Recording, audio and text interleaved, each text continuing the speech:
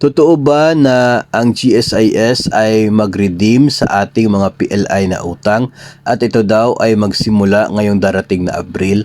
Yun pong sinasabi na mag-redeem si GSIS ng PLI na utang ay totoo po kasi nasabi po yun ng President at General Manager ng GSIS. So hindi naman po siguro siya magsisinungaling para sa plano ng GSIS. So totoo po yun.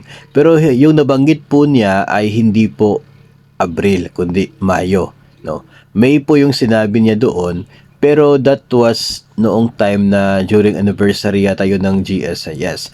Ang medyo mahirap din kasi sa offer na ito ng GSIS kasi kinakailangan nilang pag-aralan yung process, no? Kasi hindi lamang po involved dito yung GSIS, no, at ang kanyang mga loans at mga members. Involved kasi yung outside of the GSIS na siya po mga private lending institutions.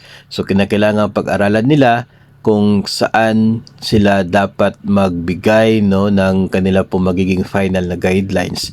Ano po yung mangyayari sa mga utang, sa mga PLIs, magkano yung maximum loan na pwede nilang maibigay sa mga GSIS members kasi I'm sure malaki na yung utang sa mga bangko.